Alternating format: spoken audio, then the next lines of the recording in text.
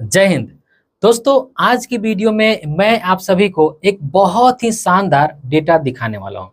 आप सभी को अच्छे से याद होगा कि 4 जून को स्टॉक मार्केट में हमें अच्छी खासी गिरावट देखने को मिली थी और आज है 14 जून, यानी कि लगभग 10 दिन बीत चुके हैं। और ट्रेडिंग सेशन की अगर बात की जाए तो 10 से कम ही हो रहे हैं। अगर दिन की बात की जाए तो 10 दिन हो रहे हैं। तो इस 10 दिनों के दौरान जो लेवल हमें 4 जून को देखने को मिला था, क्या उस लेवल को स्टॉक मार्केट पार कर पाया है? आज के डेटा के अंदर में जो चीजें मैं आप सभी को दिखाऊंगा उसको देख करके आपको भी आश्चर्य होगा कि लोग इस बात का इंतजार में रहते हैं कि कब स्टॉक मार्केट में गिरावट हो और हम पैसा लगाएं। यही वजह है कि लोगों ने इस गिरावट के बाद अंधाधुंध पैसा लगाया और स्टॉक मार्केट अपने लोअर लेवल से रिकवर कर गया। तो आज का जो डेटा है वो बहुत ही इंफॉर्मेटिव होने वाले हैं, इसलिए मैं रिक्वेस्ट करूंगा आप सभी से कि इस वीडियो को अंत तक जरूर देखिएगा। तो स्वागत है आप सभी का एक नई वीडियो में। आशा करता हूं आप सब अच्छे होंगे। मैं हूं अनवर अंसारी। चलिए पेश करते हैं। तो इस वीडियो में आगे बढ़े उससे पहले एक बात मैं आप सभी को बता दूं कि जो भी कैलकुलेशन आप सभी को यहाँ पे दिख रहा है वो कैलकुलेशन मैंने किया है। तो हो सकता है कि थोड़ा बहुत आपको एरर यहाँ पे देखने को मिल जाए। तो अगर थोड़ा बहुत एरर आपको देखने को मिलेगा तो माइंड मत कीजिएगा।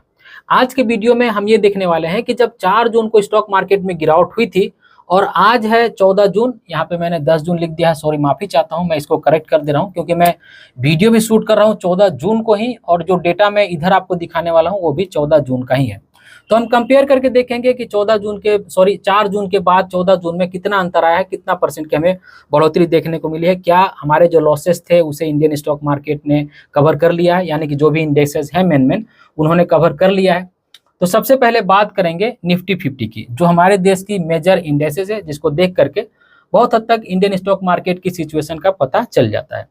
तो आप देख सकते हैं कि 4 जून 2024 को निफ्टी में हमें 5.93% यानी कि ऑलमोस्ट कह सकते हैं कि 6% की बड़ी गिरावट देखने को मिली थी। और जो लेवल देखने को मिला था वो था 21,884 का। और अगर आज की बात करें यानी कि 14 जून की बात करें तो आप देख सकते हैं कि 23,465 के लेवल पर निफ्टी 50 बंद हो पाया है। और इस दौरान अगर परसेंटेज वाइज हम तेजी देखें यानी कि कैलकुलेट करके देखें कि 4 जून के बाद अभी तक हमें कितनी तेजी देखने को मिली है, तो 7.2% की अच्छी खासी हमें तेजी देखने को मिली है।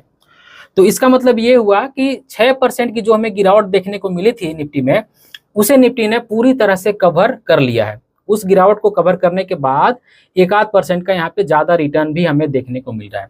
यानी कि सिर्फ 10 दिनों के अंदर में ही जितना भी लॉस था, जितना भी गिरावट था, उसे पूरी तरह से निफ्टी ने कवर कर लिया है।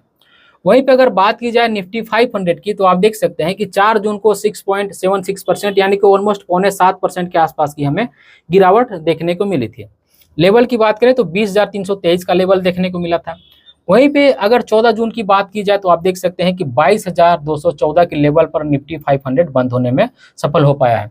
और इस गिरावट से आज जो इंडेक्स ये बंद हो पाया है उसमें अगर कैलकुलेट करें तो आप देख सकते हैं कि 9.3% की तेजी हमें देखने को मिल रही है, यानी कि बढ़ोतरी देखने को मिल रही है। तो 6.25% की गिरावट हुई थी, उसके अगेंस्ट में देख सकते हैं कि लगभग 9.25% के आसपास की तेजी देखने को मिल रही है। तो निफ्टी 500 भी अपने गिरावट को पूरी तरह से कवर करके और कुछ एक्स्ट्रा रिटर्न भी दे पाया है सिर्फ 10 दिनों के अंदर ही। वहीं पे अगर बात की जाए सबकी चहेती सबकी दुलारी निफ्टी मिड कैप 150 इंडेक्स की, तो यहाँ पे देख सकते हैं कि 7.11% की गिरावट हमें देखने को मिली थी।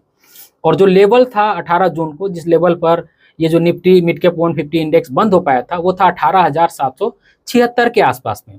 और वहीं पे अगर 14 जून की बात की जाए तो आप देख सकते हैं कि 20,698 का लेवल ये जो निफ्टी मिड कैप 150 है वो छू पाया है, इस लेवल पर वो बंद हो पाया है। और अगर इसे परसेंटेज में कन्वर्ट करें तो आप देख सकते हैं कि अभी तक निफ्टी मिड कैप 150 इंडेक्स ने लगभग 12% का रिटर्न दे चुकी है।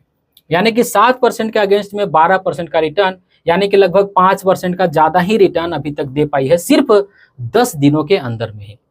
वहीं पे बात की जाए सबके लोकप्रिय इंडेक्स यानी कि सबका जो लोकप्रिय म्यूचुअल फंड जिसमें सभी लोग इन्वेस्ट करना चाहते हैं, उसका इंडेक्स जो कि है निफ्टी स्मॉल कैप 250 इंडेक्स की 4 जून को देख सकते हैं 7.45%, यानी कि ऑलमोस्ट कह सकते हैं कि 7.5% की एक बड़ी गिरावट हमें देखने को मिली थी। अगर मेजर इंडेक्स की बात की जाए तो सबसे ज्यादा स्मॉल कैप इंडेक्स में ही हमें गिरावट देखने को मिला था। और जो लेवल थी उस दिन वो थी 14,761 का। तो कह सकते हैं कि अच्छा खासा ये जो स्मॉल कैप इंडेक्स है वो नीचे आ गया था। और अगर आज की बात की जाए तो आज ये जो निफ्टी स्मॉल कैप 250 इंडेक्स है वो 16,845 के लेवल पर बंद हो पाया है।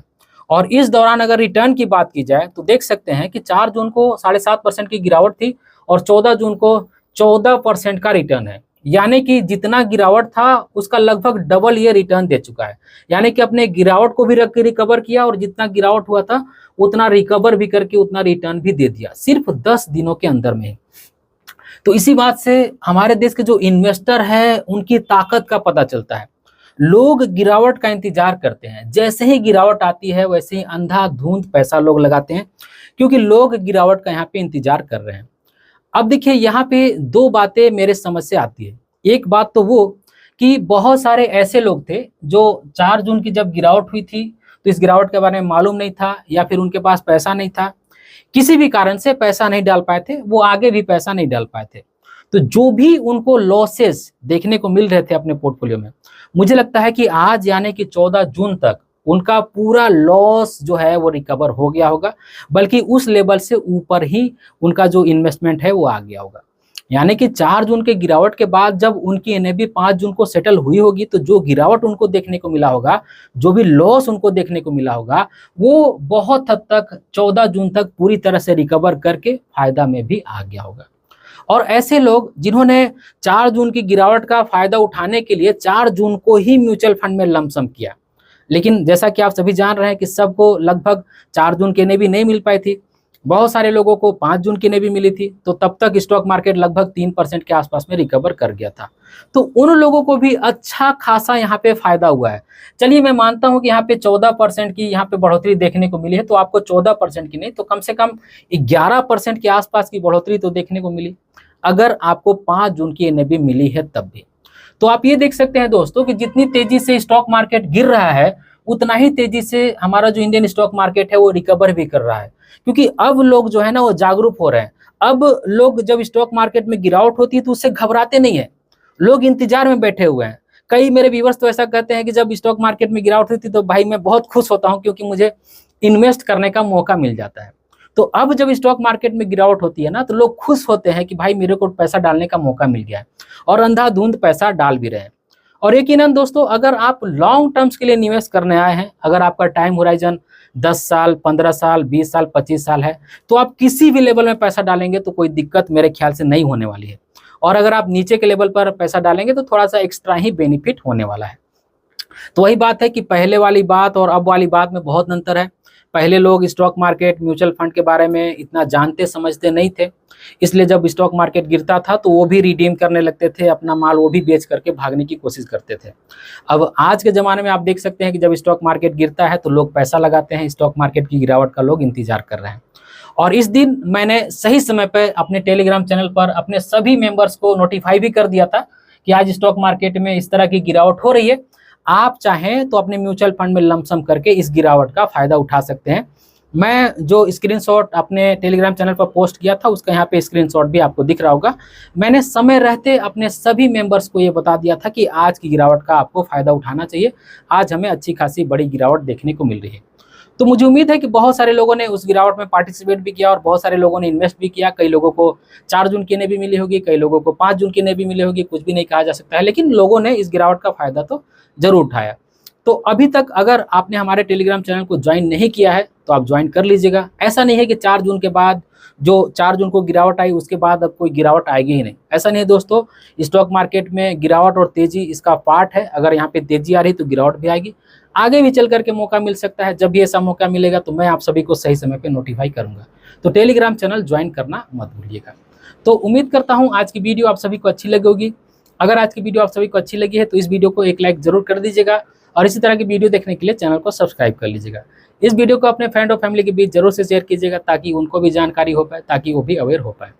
इस वीडियो के आखिर में बस मैं आपसे इतना ही कहना चाहता हूँ कि अपना और अपने फैमिली का बहुत ख्याल रखिएगा। मैं मिलूंगा इसी तरह किसी और वीडियो में, तब तक के लिए बाय।